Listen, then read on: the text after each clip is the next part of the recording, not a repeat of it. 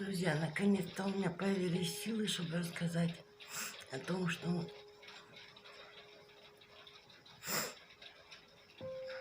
сейчас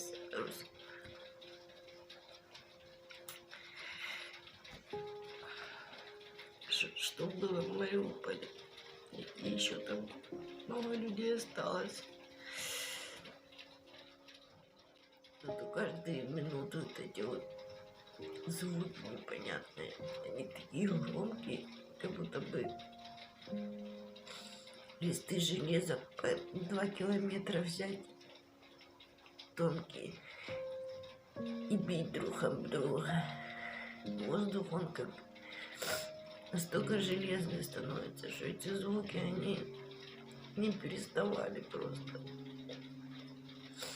Сначала, как мы были в этом месте, не буду пока называть, какого, где было 1000 человек, типа драмтеатра,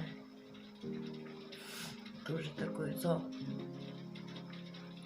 Там коридоры, люди, в подвал вмещается только приблизительно 200 человек, не больше. Там даже не люди находят, это все делают. И царство людей, не людей, а именно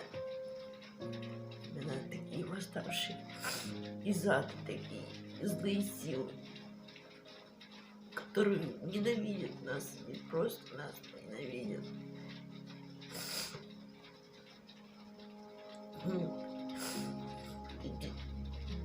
Из этих звуков просто некоторые в ступоре люди сидели, некоторые. Я еще думаю, что они сидят все время тут на лавочке бабушки. Может, некоторые даже не могли лечь. Ну вот, полусидя как бы спали, только в лежачем положении, потому что маленький квадратик и сразу ступеньки.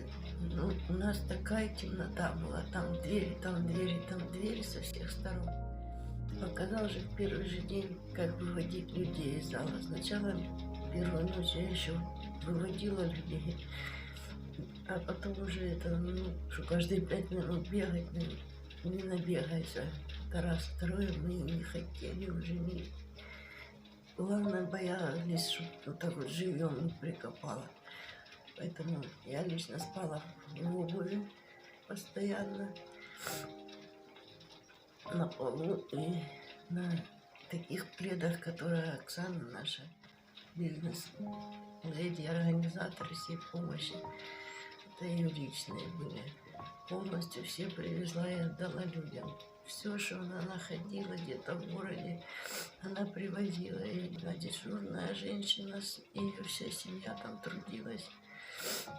Ольга Николаевна, 9 лет в хоре православном пела. Там были именно люди, которые поставлены Богом на руководстве, потому что это были самые ресурсные места, и если там делать беспредел, то просто это невозможно. Невозможно там чем-то заниматься, какой-то торговлей. Там люди гибнут, жизни свои отдают друг за друга. Прибегали за мной ребята с института, готовили еду рядом с нашими мужчинами. Там настолько была опасная зона, осколки просто в их тела вонзались, я бегала, доставала.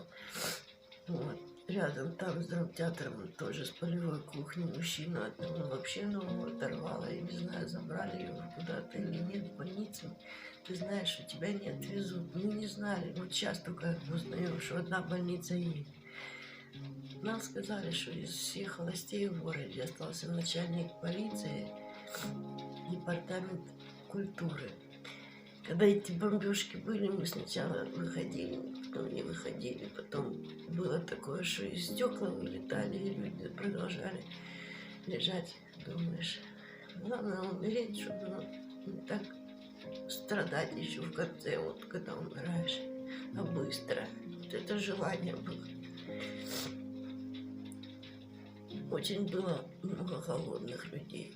Были такие, которые запасы имели люди. были такие, которые в тапочках убегали, потому что градами когда бьют, говорит, ты бежишь, оно летит. Говорит, бежим, оно летит за нами. И мужчина на машине проезжает. Комендантский час, не комендантский час. У нас вообще расстрел в комендантский час. И вот, говорит, он берет, останавливает нам. Я, говорит, вернулся назад за нами и подвез до убежища. Сказал, тут будет безопасное место. Я там много историй собрала, когда там находилась. Сначала просто еще были силы, а потом, когда уже и окна повылетали, и спали на полу. Еще надо было пройти 5 километров, чтобы позвонить, когда узнали, что связь. Я воспользовалась моментом обстрела, не обстрелы, пошла в город. Далеко там аж. А еще кругом шла через дворы. Телефон у меня был выключен, зарядка была, пауэрбанк. Вот, ну,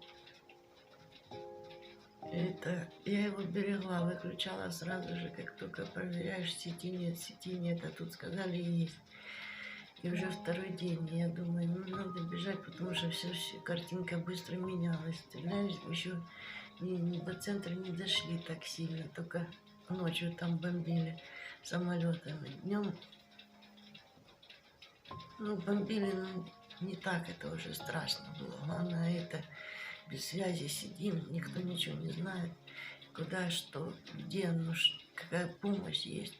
Руки замерзли, на кнопки не могу нажать, все это иду, плачу, вижу эту разруху, всю эту, как люди там сидят, как животные бегают, бедные, в растерянности. Все серое, разбитое, очередь 3000 человек, думаю, ничего себе. Это чтобы войти в магазин, один магазин работает, и то, если там прилетит, там столько людей поубивает, и вроде бы были такие случаи, когда люди ходили, добывали себе еду. Это не раз было за водой. Это поход. Смертельные опасности за хлебом. Это вообще мы не видели этого. Воду нам один раз в бутылках привезли, но была техническая. Нам надо было держать оборону в плане того, что если с соседних домов приходили люди, мы не могли им дать воды. Приходилось им говорить, что у нас вообще вода только для ресурс для этих людей, которые там живут. Но потом это все снилось. Сейчас нас бомбят. Мы сидим в подъезде, чужом. Ужасная обстановка. Прямо сейчас зашли в чужой подъезд и за шкафом сидим, потому что хотели забрать воды старикам. Пошли на разведку, такой обстрел, начался прямо рядом ложатся все. Спасибо людям. И каждый, кто ходил у нас в магазины, тоже солдаты разрешали брать в АТБ продукты, когда видели, что мы голодные, и сами же они нам людей привозили. А еды не было и у них.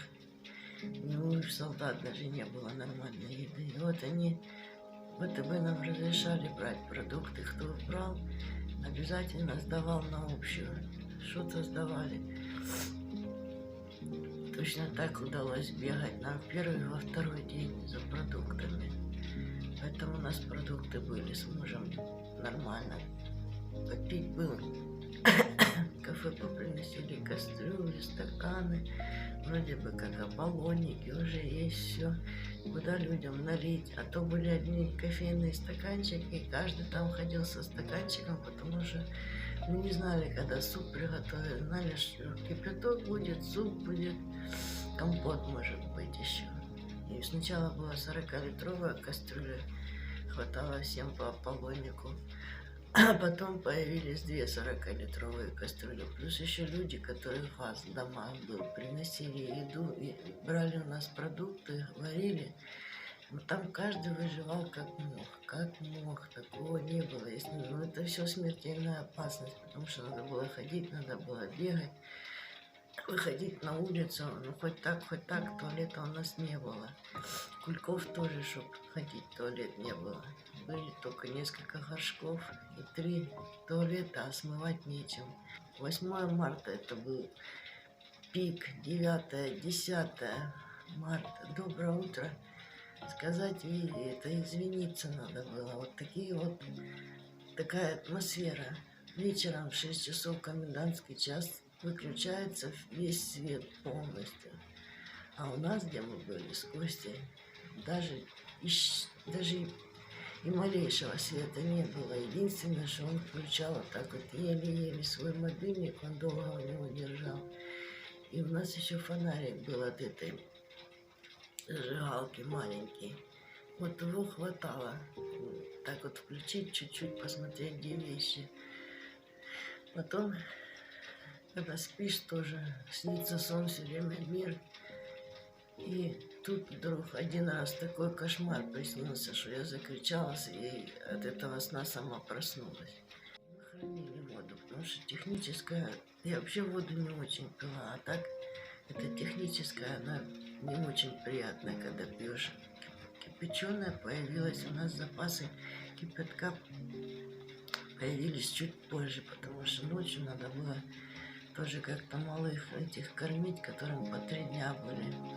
Один там рядом с женщиной, мы спали 2 ночи, у которой 3-дневный сынок был. Он и есть не может сейчас, просто что в тот момент он начал громко плакать, это уже 5-6 дней было. И когда врач посмотрел, сделал огляд, там этот ребенок, он весь в пролежнях был. И видно, когда он писается, памперсы там давали, но он не обмытый, не помытый, не вытертый, в темноте, в этой, в холоде. Под конец какие-то птички еще. У всех были, многих людей, животные. Животных мы не выгоняли. Приходили к нам и уличные собаки, чтобы попить воды какой-то с технического бака. Капает, мы подставляли там, чтобы ни одна капля, они оттуда вот пили. В общем, люди настолько объединились, они не бросали, там совсем не важно, кем ты работал, но важно это все организовать так, чтобы дети не умерли, так как температура у них до 40 градусов была. Несколько детей с такой температурой, жаропонижающих нет, несколько детей с поносом, руки вымыть нечем, нашли чем их обрабатывать, нашли спирт. Поэтому те люди, которые были на раздаче, это настолько люди должны были быть честными и порядочными. И Бог так и сделал, таких людей туда и подобрал, что все это раздавалось каждому, завезли это повидло или варенье в таких ведрах где-то, или в кафе, или на какой-то фабрике. Очередь стала, раздали всех. Вечером специально ходят, раздают, уже когда люди лягут, печенье по местам, или сосиски, когда были вареные, раздавали. Но эти запасы, я не знаю, там город не помогал, помогали какие-то там сазовцы, свои запасы, Оксана договаривалась, привозили, это я знаю точно. Потом сказали, из города привозили. Непонятно. Если бы не эта женщина, которая всех везде знала, и директор филармонии этой, ничего бы там такого не было. Еще молодежь очень сильно старалась. Они с магазинов и с аптек в первые дни принесли столько лекарств, что мы 2 дня разбирали. Сначала я, потом муж с врачом. Все было подписано, записано, мы раздавали бабулькам таблетки от давления, от диабета, чтобы все было. У нас врач, она с утра до вечера стояла, там 1000 человек. Приходилось и на кухне работать, и там.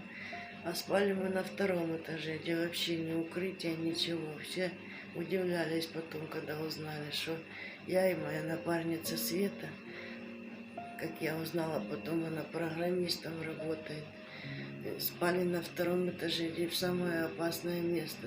Я не пользовалась своими привилегиями какими-то, как и остальные мужчины. Единственное, мы тех людей, которые готовили еду, и там дрова рубили, под пулями ходили. Оксана додумалась, им давала бейджики такие от вешалочки, ключик с номерком. И это было для чего? Чтобы они могли подойти и без очереди получить себе тот же суп, тот же кипяток. Потому что очередь занимали люди с 8 утра. Даже знали, что суп будет 2 часа даваться. Потому что могли принести кипяток или компот, и люди брали. Сначала чай раздавали, и сахар раздавали. Потом все, что было, в пакетиках раздали. Потом остался только сахар. Уже оставили сахар, одну упаковку оставили в стиках, и 2 килограмма. Уже только тогда перестали всем давать, чтобы было что-то в компот засыпать. Уже, в конце 1 кипяток оставался. У кого-то были свои запасы, кто-то на общее принес.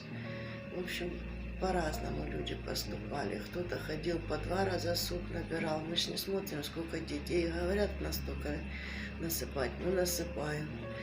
И уже, да, я уже совсем заболела. Я тогда только до 2 часов могла работать.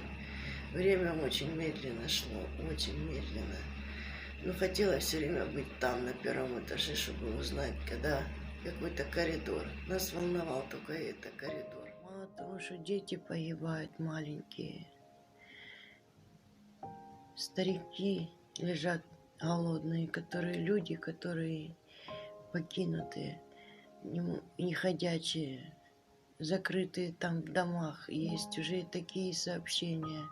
У людей нет ни хлеба, ни воды, ничего. Вчера организовали помощь по доставке воды и хлеба, но там было около 300 человек очередь. Мы только вышли, сразу началась бомбежка, забежали в подъезд, сердце выпрыгивает. Продолжили дальше свой путь, но уже не за водой. Нашли один магазин открытый, набрали товаров, кое-каких, их в принципе брать куда их, оно все пропадает. Взяли там масло подсолнечное, рыбу. Вот слышите, вот такие вот залпы у нас, не знаю кто, кого. Главное, что сейчас будет информационная война, и теперь будут говорить, что захвачены то-то и то-то, то-то и то-то. Где брать информацию, пока неизвестно. Мы продолжаем бороться против рашистов.